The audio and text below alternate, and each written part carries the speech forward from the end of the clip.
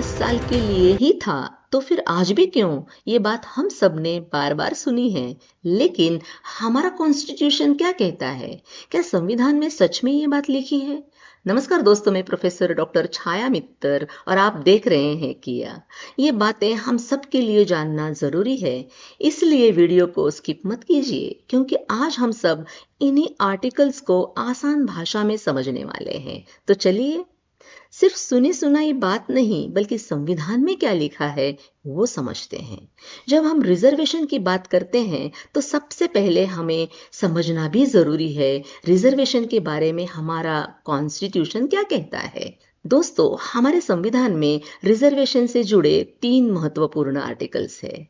Article 15 subsection 4, article 16 subsection 4 और article 334। Episode 2 में हमने इन आर्टिकल्स के बारे में बस थोड़ी सी बात की है। अब इन्हीं आर्टिकल्स को एक एक करके आसानी से समझते हैं। सबसे पहले आर्टिकल 15 सबसेक्शन 4, सरकार या स्टेट सामाजिक और एजुकेशन रूप से पिछड़े समाज को और एससी एसटी के विकास और एजुकेशन के लिए विशेष व्यवस्था कर सकती है।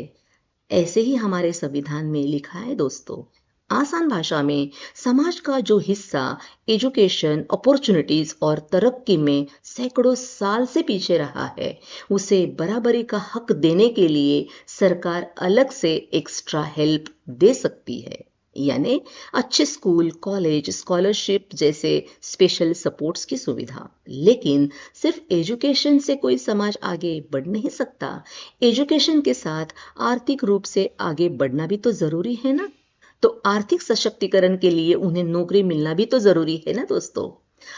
और अगर ऐसे समाज को सरकारी नौकरियों में मौका ही ना मिले तो उन्हें कहाँ नौकरी मिलेगी? यह सोच के साथ हमारे कॉन्स्टिट्यूशन में आर्टिकल 16(4) में ऐसे सारे पिछड़े समाज के लिए एक महत्वपूर्ण व्यवस्था की गई है, जिसमें लिखा है गवर्नमेंट जॉब्स में ऐसे सारे पिछड़े समाज के लिए आरक्षण की व्यवस्था करने की सरकार को अनुमति देता है।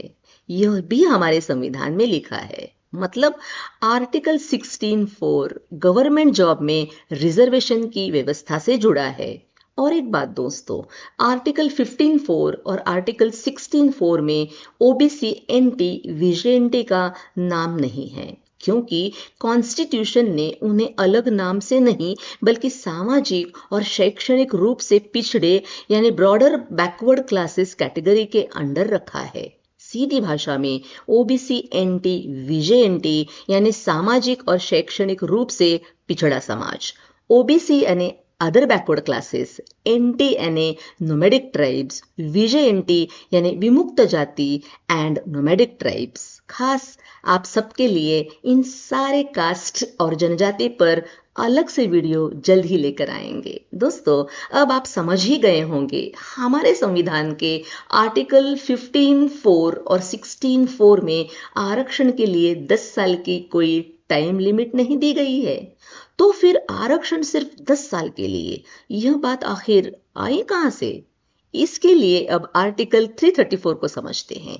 यह आर्टिकल कहता है एससी और एसटी के लिए पार्लियामेंट और स्टेट लेजिस्लेटिव असेंबलीज में रिजर्व सीट्स की व्यवस्था की गई।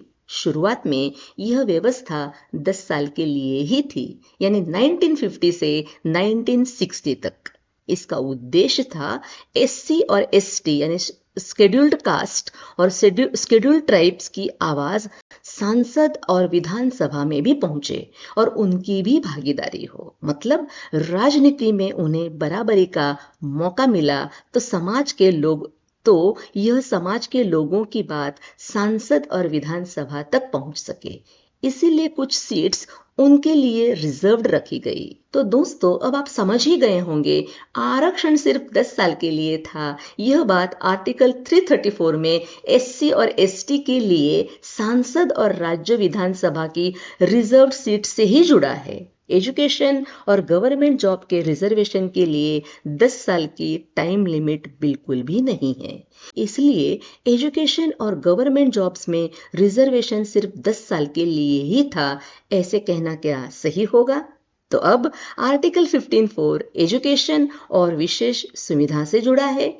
आर्टिकल 16(4) गवर्नमेंट जॉब में रिजर्वेशन की व्यवस्था से जुड़ा है और दोनों में 10 साल की टाइम लिमिट नहीं। यह बात अब बिल्कुल क्लियर हो गई। लेकिन आर्टिकल 334 SC ST के लिए पार्लियामेंट और स्टेट लेजिस्लेटिव असेंबलीज में रिजर्व सीट से जुड़ा है, जिसमें शुरू में रिजर्वेशन सिर्फ 10 साल के लिए ही था, ऐसे ही लिखा है। लेकिन अब सवाल है, अगर आर्टिकल 334 में टाइम लिमिट 10 साल की रखी गई थी, तो फिर 10 साल वाला रिजर्वेशन आज भी क्यों शुरू है?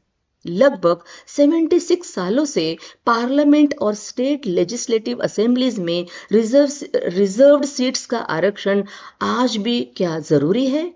दूसरा सवाल, अगर आर्टिकल 334 में 10 साल की टाइम लिमिट रखी गई है, तो आर्टिकल 15(4) और आर्टिकल 16(4) में ऐसी कोई टाइम लिमिट क्यों नहीं रखी गई? इन सवालों पर हम अगले एपिसोड में बात करेंगे। बस जुड़े रहिए। किया सवालों पर बातचीत, सवाल संविधान से, जवाब समाज से। धन्यवाद।